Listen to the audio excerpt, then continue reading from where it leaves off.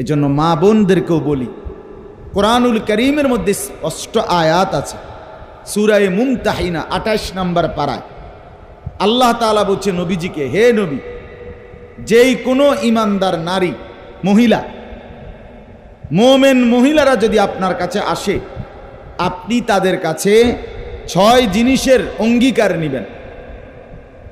তাদেরকে বলবেন, তোমরা যদি নিজেদেরকে মুসলমান পরিচয় দিতে চাও, মুসলিম নারী হিসাবে পরিচিত করতে চাও, মুসলিম নারী হিসাবে থাকতে চাও, তাহলে 6 কথার উপরে বায়াত হও। 6 কথার উপরে কোরআনে আছে, ইয়া আইয়ুহান নাবিয়্যু, হে নবী আমার, ইদা জাআকাল মুমিনাতু, যখন আসবে আপনার নিকট মুমিন মহিলাগণ, মুমিন নারীগণ, তো তারা বায়াত করবে, ইউবাইনাকা, আপনার কাছে বায়াত করবে, আপনার কাছে অঙ্গীকার করবে, আপনার সাথে ওয়াদাবদ্ধ হবে, আপনার সাথে শপথ করবে। কি? 6 কথার। 1, আলা আল্লাহ ইউশরিকনা বিল্লাহি শাইআন, 1 নাম্বার, তারা কোনো কিছু আল্লাহর সাথে শরিক করবে না। 1। 2, আলা ইয়াসরিকনা, তারা নারীরা, মুসলমান মহিলা চুরি করবে না। 2 নাম্বার ওয়াদা করতে বলেন, স্বামীর কোনো জিনিস স্বামীর অনুমতি ছাড়া কোনো ক্ষেত্রে ব্যয় করা, দিয়ে দেওয়া, সেটা চুরির শামিল। ওয়ালা ইয়াসরিকনা, মুমিন নারী, আল্লাহ বলেন, বন্ধু ওয়াদা নেন, বায়াত করেন, বায়াত মজবুত ওয়াদা, চুরি করবে না, শিরিক করবে না। ওয়ালা ইয়াজনিনা, জিনা করবে না। নারী বেপর্দা হবে না, নারী বেহায়া হবে না, নারী ভিন পুরুষের দিকে তাকাবে না, নারী কোনো অবৈধ প্রেম করবে না। নারী মুমিন থাকতে হইলে জিনা ব্যভিচারের যত কিছু, চোখের জিনা, হাতের জিনা, পায়ের জিনা, কানের জিনা, দিলের জিনা, দিমাগের জিনা এবং লজ্জাস্থানের জিনা কোনোটাই করতে পারবে না। ওয়ালা ইয়াজনিন, আল্লাহ বলছে জিনা করবেন। মুসলিম নারী বেপর্দা হইতে পারে না, মুসলমান নারী বেহায়া হয় না। মুসলমান নারী সে তার চরিত্র, তার সতীত্ব, তার ইজ্জত, তার আব্রু নষ্ট করতে পারে না, তাইলে সে মুসলিম নারী না, এটা প্লাস্টিক। বেপর্দা নারী প্লাস্টিক, কথা বুঝেন নাই? এটা ধোঁকা, ধোঁকা, ধোঁকা ছাড়া আর কিচ্ছু না। নারীর সত্তার মধ্যে, নারীর সৃষ্টির মধ্যে হায়া, আল্লাহ তাআলা নারীকে বানিয়েছেনই হায়া, লজ্জা দিয়ে। সেটাই যদি কেউ হারিয়ে ফেলে, তার থাকে কি আর? তার আর তো কিছুই থাকে না, কিছুই থাকে না। যেটা তার মূল উপাদান, একটা আখ, ইক্ষু, কুইসার, এটার ভিতরে চিপ দিছে বহুতক্ষণ ধরে, রসে বাইর হয় না, তো এটার আর আসেটা কি? এটা জোকাটা দিয়ে কিরবে, কথা বুঝছেন না? ওই যারা আপনার মেশিন দিয়া আখের রস বেছে, কতক্ষণ দেওয়ার পরে আর কিচ্ছু বাইরে হয় না, দিয়ে সব লাইটের বইটা হালাই দেয়। তো যে নারী বেপর্দা হয়, যে নারী নিজের রূপ, যৌবন, দেহ, শরীর অন্যকে প্রদর্শন করে, তো এইটা এরম সোবলা হয়ে যায়। আর মায়া, ভালোবাসা, মহব্বত থাকে না। এজন্য আল্লাহ তাআলা বলেন, ওয়ালা ইয়াজনিনা, নবী বলেন তারা যেন বায়াত করে, শপথ করে, জিনা করবে না, ব্যভিচার করবে না। আশ্চর্যের কথা হলো, এই আয়াত যখন নাজিল হয়েছে, নবী সাল্লাল্লাহু আলাইহি সাল্লামের কাছে মুসলমান হয়েছে, তখন মহিলাদের মধ্যে একজন ঐতিহাসিক মহিলা, মহিলাটা হইল আবু সুফিয়ানের, হযরত আবু সুফিয়ান রাদিয়াল্লাহু তাআলা আনহু, যিনি পরে মুসলমান হয়েছেন। আবু সুফিয়ানের স্ত্রী।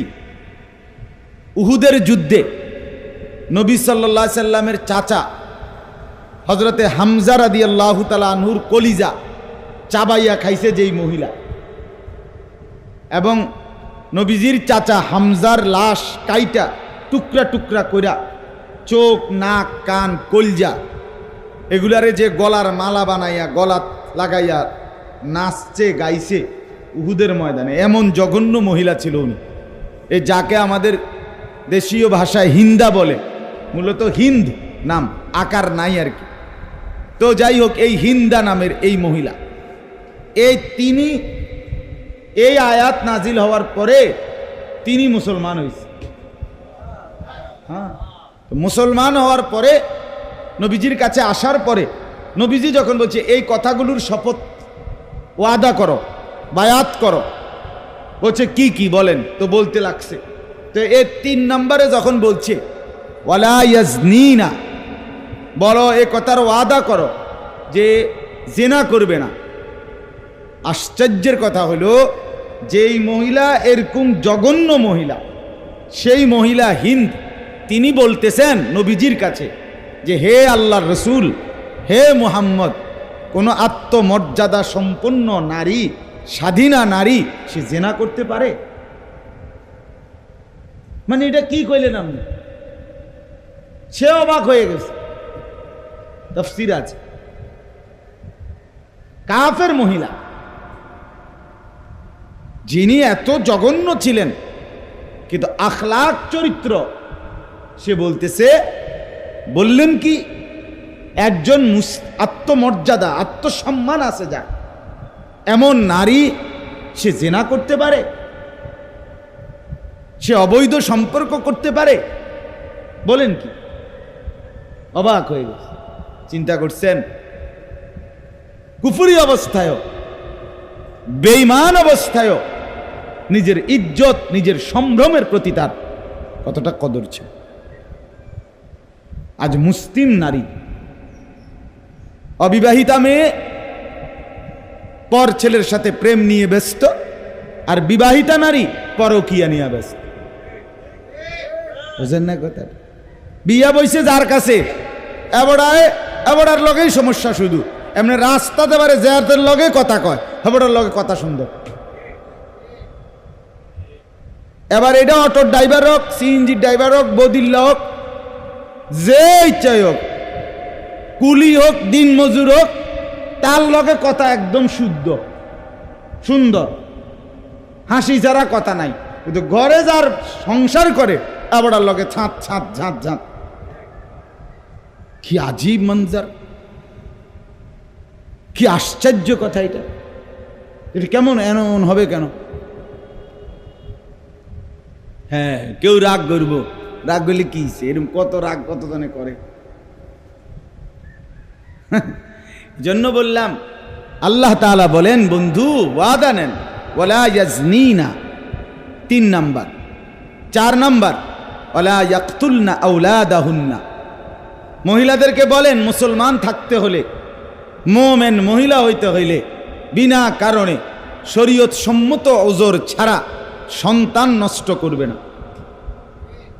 ফিটনেস ধরে রাখার জন্য, হ্যাঁ, যাতে বেডই দেখলে ভাল লাগে রাস্তাঘাটে, এই জন্য আর বাচ্চা নিবে না। শরীর ভাঙ্গা যাবে, মানুষ দেখলে আকর্ষণ লাগবে না, রোডে ঘাটে যে দেখবে তার আর ভাল লাগবে না, এই জন্য শরীর ভাঙ্গা যাবে, এই জন্য সন্তান নিবে না, এই জন্য আর বাচ্চা নিবে না। নাউযুবিল্লাহ। এই জন্য আল্লাহ বলে, বন্ধু বলেন, মুসলিম নারী হতে হলে তার জন্য জরুরি ওয়ালা ইয়াকতুলনা আওলাদাহুন্না, সে সন্তান ভ্রূণ নষ্ট করবে না। এটা বৈশিষ্ট্য থাকতে হবে মুমিন নারীর। মুমিন নারীর আল্লাহ নবী সাল্লাল্লাহু আলাইহি ওয়াসাল্লাম বলেছেন, যে নারীর সন্তান বেশি হয় সে নারী প্রিয় হয়, আদরের হয়, মহব্বতের হয়। তাজাওয়াজুল ওয়াদুদ আল ওয়ালুদ, নবীজি বলছে, যেই বংশে মহিলাদের বাচ্চা বেশি হয়, তোমরা সেই প্রিয়, সেই ভালোবাসার নারীকে বিয়ে করো, ওই বংশে বিয়ে করো। খবর লাও, এই বিড়ির মা, শাশি, খালা, হেগো জিফুত কয়জন? জানো না এই কথা? হাদিস এটা। ফাইন্নী মুফাখিরু বিকুমুল উমাম ইয়াউমাল কিয়াম। বলেন কেননা আমার উম্মত যত বেশি হবে কিয়ামতের দিন আমি রাসূল আমার উম্মতের আধিক্য নিয়ে আল্লাহ তাআলার সামনে গর্ব করব। এটা খেয়াল করা। তাইলে 4 নাম্বার এটা। 5 নাম্বার ওয়ালা ইয়াতিনা বিবুহতানিন ইফতারিনাহু বাইনা আইদিহিন্না ওয়া আরজুলিহিন্না। এই 5 নাম্বারের অর্থ হলো, হে নারী, হে নবী, মহিলাদের থেকে মুসলমান নারীর এই ওয়াদা নেন যে সে নিজের স্বামীর সন্তান ছাড়া অবৈধ সম্পর্ক করে, বিবাহের পরে অবৈধ জিনা ব্যভিচার করে পেটে সন্তান আসছে, কিন্তু সেটা সে ভিন পুরুষ থেকে নেয়া, কিন্তু অথচ চালাইয়া দিছে নিজের স্বামীর নামে। কোরআন বলছে। 1450 বছর আগে কোরআন কত বড় রোগ চিহ্নিত করছে। হ্যাঁ, কত জঘন্য রোগ। অর্থাৎ আল্লাহ তাআলা বলেন, বন্ধু বলেন যে সেই নারী নিজের গর্ভস্থিত সন্তান সেটা যেন অবশ্যই তার স্বামীর হয়। পরকীয়ায় আসক্ত নারী, সে ভিন পুরুষের দ্বারা জিনা ব্যভিচার করেছে, এরপরে সন্তান, তো সেটা যেন নিজ স্বামীর নামে, হালাল পবিত্র স্বামীর নামে চালিয়ে না দেয়। মিথ্যা অপবাদ তাইলে দিল। এটা তো এই বেটার না, এটা তো মিথ্যা অপবাদ দিল। আল্লাহ বলছে এমনটা যেন করবে না। তো এটার আরো বিস্তারিত অর্থ হইল মিথ্যা অপবাদ দিবে না। 6 নাম্বার ওয়ালা ইয়াসিনাকা ফি মারুফিন। এইটা বলার জন্য আমি কথাটা কইছি, মূলত এটা কেন পড়ছিলাম, এই 6 নাম্বারটা কনের লাগে। 6 নাম্বার হলো, হে নবী আপনি এই ওয়াদা নেন। এই মহিলাদেরকে বলতেছিলাম যে মহিলা, আপনারা মা বোন, আপনাদের জন্য জরুরি আপনাদের জীবন সুন্নাত মোতাবেক পরিচালনা করা। এটার প্রমাণ এই 6 নাম্বার। 6 নাম্বারটার অর্থ হইল, আল্লাহ বলেন হে নবী সমস্ত মুসলিম নারী থেকে এই ওয়াদা নেন। কি ওয়াদা? যে ওয়ালা ইয়াসিনাকা ফি মারুফিন, যেই কোনো নেক কাজে তারা আপনার সুন্নাতের খেলাফ করবে না, আপনার বিরোধিতা করবে না, প্রত্যেক কাজ সুন্নাত মোতাবেক করবে, সুন্নাত মোতাবেক করবে, নিজের খামখেয়ালিতে করবে না। আল্লাহ বলেন নারীদেরকে বলেন এই 6 কাজের ওয়াদা করতে। 1 শিরিক করবে না, 2 চুরি করবে না, 3 জিনা করবে না, 4 সন্তান নষ্ট করবে না, 5 মিথ্যা অপবাদ অর্থাৎ পরের সন্তান গর্ভে নিজের স্বামীর নামে চালাইয়া দিবে না, 6 নবীজির সুন্নতের খেলাফ, নবীজির তরিকার খেলাফ করবে না। আল্লাহ বলেন ফাবাইহুন্না ওয়াস্তাগফির লাহুন্নাল্লাহ। যদি এ কথার ওয়াদা দেয় নারীরা যে মানবে, তাহলে আপনি বায়াত করান, আপনি তাদেরকে অঙ্গীকার করান, ওয়াস্তাগফির লাহুন্নাল্লাহ, এবং এই নারীদের জন্য আপনি আমি আল্লাহর কাছে দোয়া করেন, ইস্তেগফার করেন, ক্ষমা প্রার্থনা করেন।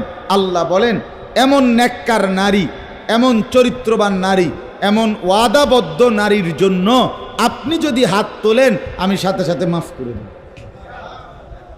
ইন্নাল্লাহা গফুরুর রহিম, নিশ্চয়ই আল্লাহ সীমাহীন মাফ করে নেওয়ালা, দয়া করে নেওয়ালা। এজন্য এটা বললাম আজকে, নাহিদ বলতেছিল, আমরাও বললাম সুন্নাতের অনুসরণ চাই, পুরুষদের জন্য, নারীদের জন্য। আপনারা এই যে কয়জন বাবা চাচা এখানে বসছেন, আপনাদেরকেও বলি চাচা, বিড়ি সিগারেট যদি কারো খাওয়ার অভ্যাস থাকে তো মুসলমান হলে আখেরাতে যদি যাবেন মনে করেন, যদি মনে করেন মরবেন, কবরে যাবেন, যদি মনে করেন নবীজির সামনে দাঁড়াইতে হবে, তো আল্লাহর দোহাই বিড়ি খাইয়েন না। কোনো বিড়িখোর নবীর আশেক হইতে পারে না। বিড়ি খাওয়েন না বুড়া মিয়া, আমরা যদি 200 বছরও হায়াত হয় তাহলে আপনি মনে রাখেন 900 বছরও যদি বয়স হয় আপনি কোনো নবীর প্রেমিক না, আপনি নবীকে ভালোবাসেন না। সোজা কথা, একেবারে বাংলা কথা। গাফেল হওয়ার উচিত না। এজন্য চা দোকানে আড্ডা দিলেন, টেলিভিশনে নাচ গান দেখলেন বয়সকালে, মনে রাখতে হবে এটা আখিরাত যে চিনে তার কাজ না, পরকাল যে মরবে তার কাজ না। এজন্য আজকে আমিও বললাম আপনাদের কাছে, আমরা প্রত্যেকেই মা বোনদের কাছেও বলি, ছোট ছোট সুন্নাতের বই আছে, নবী সাল্লাল্লাহু আলাইহি ওয়াসাল্লামের সুন্নাত আমলের বই আছে, আপনি সংগ্রহ করেন, কিনতে চেষ্টা করেন। আমাদের বাংলাদেশের একজন বড় বুজুর্গ আছেন, অধ্যক্ষ মিজানুর রহমান চৌধুরী, মুহিউসসুন্নাহ হযরত মাওলানা শাহ আবরারুল হক রাহমাতুল্লাহর খলিফা, ওনার একটা বই আছে তালিমুস সুন্নাহ নামে, এরকম সুন্দর সবুজ কালারের একটা বই, মোটা, প্রায় 300-350 টাকা দাম হবে। এই বইটা একজন মুসলমানের জীবনে যত সুন্নাত দরকার, ছোট বড়, একদম বিস্তারিত ব্যাখ্যা সহ বিস্তারিত বাংলায় বর্ণনা আছে। এরপরে পাকিস্তানের বিশ্ববিখ্যাত বুজুর্গ হযরত মাওলানা ডাক্তার আব্দুল হাই আরিফি রাহমাতুল্লাহি আলাইহির লিখিত উসওয়ায়ে রাসূল আকরাম, এটা নবীজির সুন্নাতের উপরে লিখিত কিতাব। পাকিস্তান করাচির বিশ্ববিখ্যাত বুজুর্গ হযরত মাওলানা কুতবে আলম আরিফ বিল্লাহ শাহ হাকিম মোহাম্মদ আখতার রাহমাতুল্লাহর লিখিত কিতাব প্যারে নবী কি প্যারি সুন্নতি, প্রিয় নবী সাল্লাল্লাহু আলাইহি সাল্লামের প্রিয় সুন্নাত, এরকম ছোট বই আছে, সুন্দর বাংলায় অনুবাদ আছে এই নামেই, প্রিয় নবীর প্রিয় সুন্নাত। এগুলো পড়া দরকার, এগুলো দেখা দরকার। আমরা সাধারণ মানুষ কিতা করতাম, সব তো শিক্ষা কুলাইতারি না, কিন্তু বাজারে কি কি তরকারি আছে এবারটা কিন্তু জানে, গ্রামে কোন কোন বাড়িতে কোন ফ্যাঁস আছে হেবাটা সব কিছু জানে। বা এই খবরের ব্যাপারে এক্সপার্ট। কোনানে ফ্যাঁসটা লাগান যায়, কোনানে গপ মারন যায়, এই কামে কিন্তু কোনো বিশ্রাম নাই। কিন্তু আখেরাত পরকাল ইবাদত বন্দিগি শিখতে বললে সময় নাই, শরীর নাই, বয়স নাই, রোগ ব্যারাম, কোয়ানি জুরানি, হাজার কিসিমের মানে অভিযোগ। এসব মনে হয় যেন উনি মরবে না। আপনি এই সমস্ত কথা বললে মৃত্যু থেকে বাঁচতে পারবেন? কথা বলেন না। সময় নাই, বয়স নাই, হায়াত নাই, সুযোগ নাই, পারি না, কিতা করতাম, হ্যাঁ, এই সমস্ত কথা বললে মৃত্যু ঠেকাইতে পারবেন কেউ? এজন্য মা বোনদের কাছে বলি, মা আপনারা প্রয়োজনে নিজেরা নিজেদের স্বামী, নিজেদের ছেলে, নিজেদের ভাইদেরকে দিয়ে নবী সাল্লাল্লাহু আলাইহি সাল্লামের সুন্নাতের উপরে কিতাব কিনবেন। আল্লাহ তাআলা প্রত্যেককে তৌফিক দান করেন।